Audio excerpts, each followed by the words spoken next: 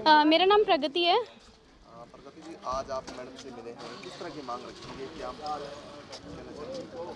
हमने ये मांग रखी है कि हम लोग यूक्रेन में मेडिसिन पढ़ रहे थे, एमबीबीएस पढ़ रहे थे, और क्योंकि वहाँ पे विपरीत परिस्थितियाँ होने के कारण अब हमें बीच में ही अपनी पढ़ाई छोड़ कर के वापस अपने देश आना पड़ गया है। और मैं सरकार का भी धन्यवाद करना चाहती हूँ कि वो हमें विपरीत परिस्थितियों से वहाँ से निकाल के लाई है। और मेरी हाथ जोड़ के विनती है हमारे शिक्षा मंत्री जी से, हमारे स्वास्थ्य मंत्री श्री अनिल विज जी से, और हमारे प्रधानमंत्री श्री नरेंद्र मोदी से, और हमारी national medical council of India से मेरी विनती है कि हम अप्रॉक्सीमेटली 20 से 25 हज़ार स्टूडेंट्स हैं जो कि एमबीबीएस पढ़ रहे थे यूक्रेन में। और मैं विनती करती हूँ कि प्लीज़ हमारा जो आधी अधूरी छूटी हुई मेडिसिन की पढ़ाई है उससे प्लीज़ पूरा करवाया जाए, क्योंकि हम सभी अगर अपनी टीन एज, अपना यूथ मेडिसिन को समर्पित कर सकते हैं इसीलिए कि हम अपने देशवासियों को सर्व कर सकें। तो मैं विनती करती हूँ कि सरकार और बाकी के देशवासी इस विपरीत परिस्थिति में हमारे साथ खड़े हों, हमारे साथ आगे आएँ, और जो हमारी आधी अधूरी छूटी हुई पढ़ाई है उसे पूरा करवाने के लिए मैं रिक्वेस्ट कर रही हूँ। और हम सभी स्टूडेंट्स रिक्वेस्ट कर रहे हैं कि हमारे जो इंडिया के अंदर मेडिकल कॉलेजेस हैं उसमें सीट्स बढ़ा करके हमें उसमें एडमिशन दिया जाए, और जो जिनकी एमबीबीएस कंप्लीट होने वाली थी उन्हें इंटर्नशिप करने के लिए अग्रसर किया जाए, उन्हें अलाउ किया जाए इंटर्नशिप करने के लिए। तो सिरसा से ऐसे कितने बच्चे हैं, अगर मैं बात करूँ, जिनकी पढ़ाई डिस्टर्ब हुई है? अब अप्रॉक्सीमेटली 43 to 50 स्टूडेंट्स हमारे सिरसा में ही हैं, और अभी सिरसा के आसपास के गांव और फतेहाबाद मिला के तो इससे ज़्यादा संख्या है। तो आपके टच में सिरसा और फतेहाबाद दोनों क्षेत्र के स्टूडेंट हैं? हमारे टच में अभी हमने पूरे हरियाणा की एसोसिएशन बनाई है जिसमें कि पूरे हरियाणा के स्टूडेंट्स ऐड हैं, और हम सभी बहुत ज़्यादा चिंता में हैं, क्योंकि जो ये परिस्थिति आई है ये किसी ने भी कल्पना भी नहीं की थी इस परिस्थिति की। और हमने इतनी मेहनत की है, अपनी ज़िंदगी के इतने साल हमने मेडिसिन को दिए हैं, और आज हम इस मोड़ पे खड़े हुए हैं कि हमारा कॉलेज ढंग से चल नहीं रहा, और वहाँ पे क्या है कि बहुत सारे हॉस्पिटल भी डिस्ट्रॉय कर दिए हैं एग्रेसिव कंट्री ने। तो वहाँ पे अब जा कर के पढ़ना हमें बहुत मुश्किल लग रहा है।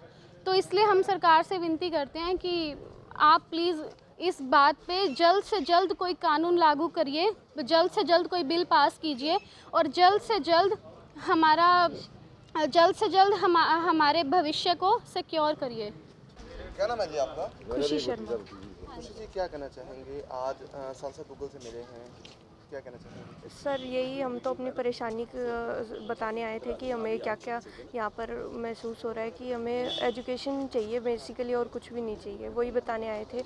उन्होंने हमें बहुत अच्छा पॉजिटिव रिस्पांस दिया है कि वो हमारी बात आगे तक लेकर जाएंगे और जल्दी से जल्दी इसका हल निकालेंगे।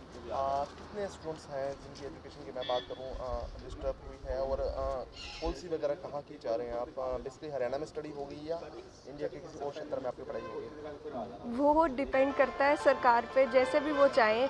बस मेन बात यह है हमें इंडिया में रखा जाए। हमारे को पोलैंड सभी जगह से भी कह रहे हैं कि हम लोग दे देंगे ट्रांसफ़र, बट एक छोटा सा देश पोलैंड भी कह सकता है, तो हमारी सरकार भी कह सकती है कि हम दे देंगे। इतने बच्चे नहीं हैं, और इतना छोटा हमारा भारत नहीं है, और इतने कम कॉलेजेस हमारे देश में नहीं है।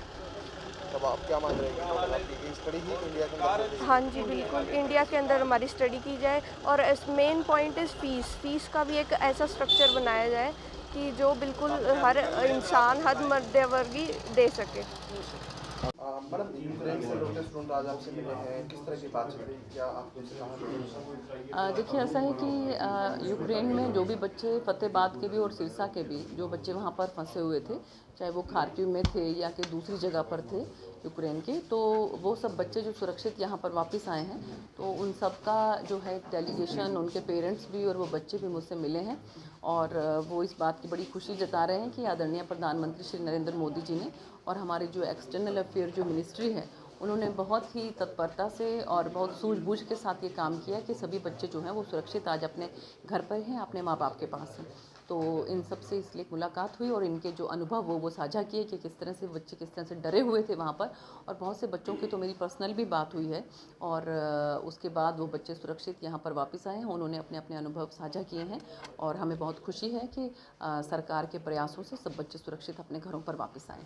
मैडम, अध्ययन की मांग की जा रही है कि भारत में ही इनका अध्ययन हो, तो किस तरह से आगे रहेगा आपकी तरफ से? देखिए, ये बात जो है वो माननीय प्रधानमंत्री जी और माननीय हमारे जो हेल्थ मिनिस्टर हैं मनसुख मांडविया जी, उनके समक्ष रखी गई है और उन्होंने आश्वासन दिलवाया है कि बच्चों के लिए कोई ना कोई एक पॉलिसी के तहत जो है वो कुछ ना कुछ ऐसा करेंगे कि बच्चों को परेशानी ना हो।